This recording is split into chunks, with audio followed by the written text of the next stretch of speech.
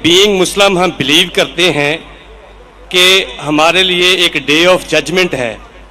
اس دن ہر کسی کا نامہ اعمال اس کے ہاتھ میں دیا جائے گا اور یہ ڈکلیئر ہوگا کہ who is right and who is wrong, who deserve جنہ اینڈ ہو ڈیزرو جہنم.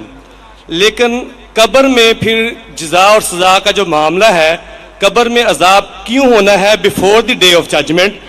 ابھی رزلٹ ڈکلیئر ہونا ہے قیامت کے دن، تو قبر میں عذاب پھر کیوں ہونا ہے؟ اگر کوئی گناہ گار ہے تو قبر جنت کے بغیچے میں بغیچہ کیوں ہے؟ یہ پہلے کیوں ڈکلیئر ہوتا ہے؟ جزاکم اللہ خیر. بھائی صاحب نے سوال کیا ہے کہ یوم القیامہ میں ہر ایک کو پتہ لگے گا انہوں نے کیا گناہ کیے، کیا اچھا کام کیے، کیا وہ جنت میں جائیں گے جہنم میں جائیں گے. تو یہ قبر کے عذاب کیوں؟ میں اس کی مثال دوں گا. جب آپ کبھی پڑھتے اسکول میں یا کالج میں، ایک ہوتا ہے فائنل ایگزام، اور اس کا جواب ہے سورہ عمران میں سورہ نمبر 3 آیت نمبر 185، کل نفس ذائقۃ الموت، ہر نفس کو موت آئیں گی. فائنل ریکمپنس، جو فائنل ریکمپنس وہ ہوئے گا یوم القیامہ میں، آن دا ڈے آف ججمنٹ. اگر کوئی شخص جہنم کی آگ سے بچ جاتا ہے اور جنت میں جاتا ہے، وہ سفلتا پاتا ہے، نہیں تو یہ دنیا ایک کھیل ہے. تو آیت میں صاف ذکر ہے کل نفس ذائقۃ الموت، ہر نفس کو موت، ہر نفس موت کو چکیں گی، اور فائنل حساب کتاب ہوگا یوم القیامہ پہ. اور جو انسان جہنم کی آگ سے بچے گا اور جنت میں جائے گا وہ سفلتا پائے گا، نہیں تو یہ دنیا ایک کھیل ہے. مطلب ٹوٹل فائنل حساب کتاب آخرت میں.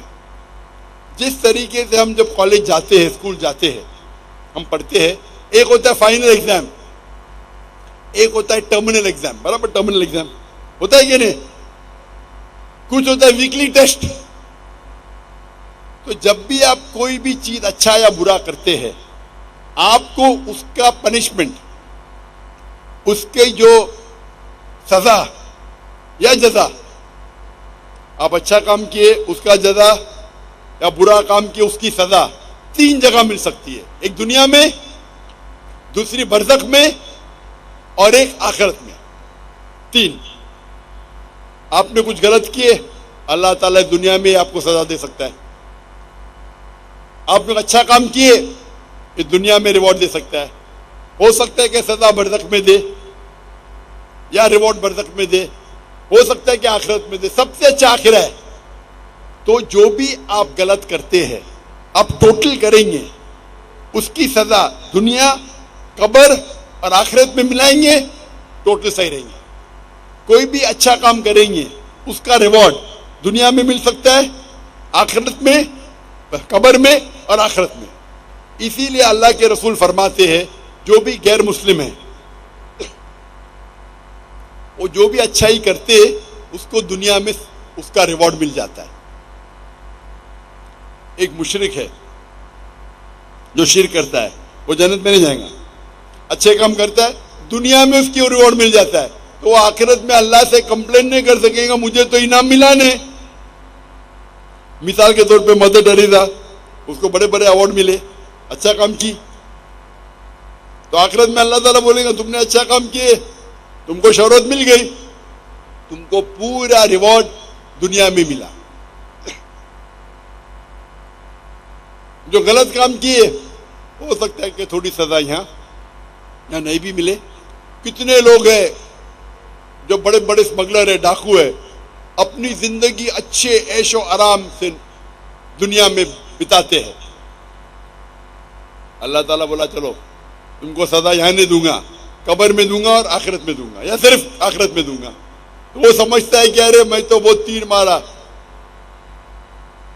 غلط کام کیا، مشرک ہے، ڈاکہ ڈالا، لوگ کا قتل کیا، دنیا میں کچھ نہ اس کو پنشمنٹ ملی. پنشمنٹ مل سکتی ہے قبر میں اور آخرت میں. تو یہ کہنا کہ آخرت میں پنشمنٹ ملیں گی تو قبر میں کیوں مل رہی ہے، آپ ٹوٹل کریں گے تو صحیح رہیں گا. ہو سکتا ہے کہ پارٹ آپ کو دنیا میں ملی, پارٹ سزا آپ کو قبر میں ملی, باقی کی ملے گی آخرت میں. ہو سکتا ہے کہ دنیا میں آپ کو سزا ملی نہیں جو غلط کام کیا آپ نے, ہو سکتا ہے قبر میں بھی نہ ملی تو پوری ملیں گی آخرت میں. تو ٹوٹل صحیح ہے یہ, ہاں لیکن ڈبل سزا نہیں ملیں گی. ڈبل مطلب آپ کو ملنا چاہیے 100 پوائنٹس کی سزا, ہو سکتا ہے کہ 2 پوائنٹ دنیا میں ملے گا, 8 پوائنٹ قبر میں, 90 پوائنٹ آخرت میں. اللہ تعالیٰ ایسا نہیں کرے گا 100 پوائنٹ دنیا میں بھی, 100 پوائنٹ قبر میں بھی, 100 پوائنٹ آخرت میں. یہ غلط ہے. تو اگر 100 پوائنٹ کی سزا ملنا چاہیے آپ کو, کچھ پوائنٹ دنیا میں ملیں گے, کچھ پوائنٹ قبر میں, باقی ملیں گے آخرت میں. جو لوگ, اسی لیے اللہ تعالیٰ اللہ کے رسول فرماتے کہ یہ دنیا جو ہے ایک مسلم کے لیے قید ہے اور ایک کافر کے لیے جنہ ہے. تو ایک غریب یہودی پھٹیلے چٹیلے کپڑے پہن کے, حافظ ابن حجر اسقلانی رحم اللہ ان کے پاس آتے ہو, بولتے یہ حدیث کی کیا معنی ہے, میں تو غریب ہوں اور آپ کے رسول کہتے ہیں کہ کافر کے لیے, اور میں کافر ہوں, کافر کے لیے دنیا جنت ہے, میں غریب ہوں, میرے کپڑے پھٹے, کہاں جنت ہے؟ آپ کے لیے, آپ مسلم ہیں, آپ کے لیے قید ہے, آپ تو عیش و آرام کریں, کہاں قید ہے؟ تو وہ فرماتے ہیں, جواب دیتے ہیں حافظ حجر اسقلانی کہ مسلمان جانتا ہے کہ جو اسے آخرت میں ملے گا وہ جنت, وہ اتنا عظیم ہے کہ اگر آپ دنیا کے سب سے امیر انسان بھی ہو, وہ آخرت کے مقابلے میں کچھ نہیں ہے, یہ قید ہے. آپ دنیا کے سب سے امیر انسان ہو, سب سے طاقتور ہو, سب سے بڑے راجا ہو, لیکن جو آپ کو جنت میں انعام ملے گا وہ اس دنیا کے مقابلے میں قید ہے.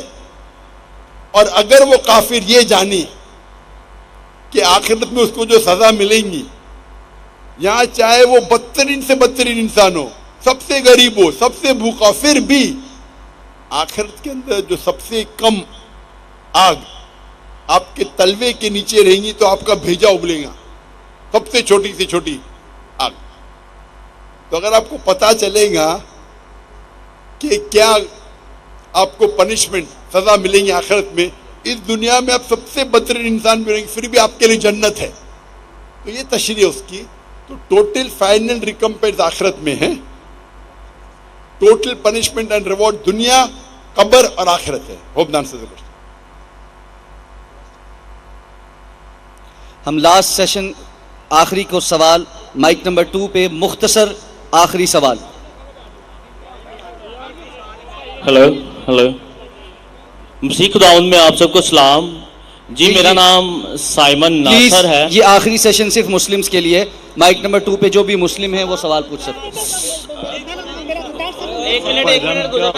یہ آخری سوال صرف مسلمز کے لیے ہے, مائک نمبر 2 کے پاس جو مسلم ہیں وہ سوال کر سکتے ہیں. سر آپ نے سوال کیا تھا کہ یہ راؤنڈ جو ہے وہ مسیحیوں کے لیے ہے, یہ round last round doctor Zakir Naik صاحب نے کہا, ڈاکٹر صاحب نے کہا تھا لاسٹ راؤنڈ صرف مسلمانوں کے لیے, لاسٹ راؤنڈ شروع ہو چکا ہوا ہے, اس کا آخری سوال ہے. یہ صرف مسلمز کے لیے سوال ہے, پلیز مسلم بھائی آگے آ کے سوال کر لیں.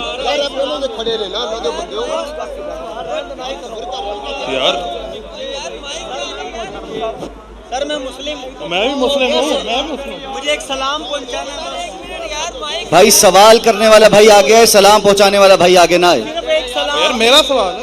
ایک سلام پہنچانا ہے. جی السلام علیکم, میرا نام حیدر گلفام ہے اور میں دین حق کا طالب علم ہوں. میرا ڈاکٹر صاحب سے مختصر سوال یہ ہے کہ آج کے دور میں بہترین جہاد کون سا ہے؟ ایک سلام پہنچانا ہے. مائک بند کر دیجئے. جی مائک بند کر دیجئے. جیسے میں نے کہا تھا کہ آخری راؤنڈ صرف مسلمانوں کے ہوں گا, اور جو سوال پوچھنا چاہتے تھے اس نے پوچھ چکا تھا, سائمن پہلے سوال پوچھ چکا ہے تو اس کو موقع دیا گیا ہے, اور اکثر سوالات غیر مسلم نے پوچھے, تو یہ آخری راؤنڈ ہے اور یہ آخری سوال ہے. بھائی صاحب نے پوچھا کہ آج کی تاریخ میں سب سے بہترین جہاد کیا ہے. آج کی تاریخ میں سب سے ہم دیکھتے ہیں معاشرے میں, ہمارے معاشرے میں ٹیکنالوجی بڑھ چکی ہے, سوشل میڈیا آ چکا ہے, کئی فتنے آ چکے, سب سے بہترین جہاد ہے جہاد اپنے نفس کے ساتھ. اپنی نفس کے ساتھ جہاد کرنا ایک عظیم جہاد ہے. ہم دیکھتے ہیں کہ ٹیکنالوجی بڑھ رہی ہے, سائنس بڑھ رہی ہے, کتنے چیزیں ہم کو سوشل میڈیا پہ آ رہی ہے, اور کئی بار مسلمان بھٹکتے ہیں اور قرآن اور حدیث پہ عمل نہیں کرتے. ہمارا جہاد ہونا چاہیے کہ ہم قرآن اور مجید کے نزدیک آئے, قرآن اور مجید کے تعلیمات پہ عمل کرے. تو میرے نزدیک آج کی تاریخ میں سب سے بہترین جہاد یہ ہے کہ قرآن اور مجید کے تعلیمات پہ عمل کرے. قرآن کو ترجمے سے پڑھیے, حدیث کو پڑھیے اور اس پہ عمل کریے. انشاءاللہ مسلمان پھر سے دنیا کے چوٹی پہ پہنچیں گا. آج کی حالت میں مسلمان کو لوگ نیچے دیکھتے ہیں, فٹ بال کی طرح لات مارتے ہیں, کیونکہ ہم قرآن اور حدیث سے دور ہیں. ہم اگر جد و جہد کریں گے قرآن اور حدیث کے روشنی میں, قرآن اور حدیث کے تعلیمات پہ عمل کریں گے, یہ سب سے بڑا جہاد ہے. وآخر دعوانا الحمدللہ رب العالمین.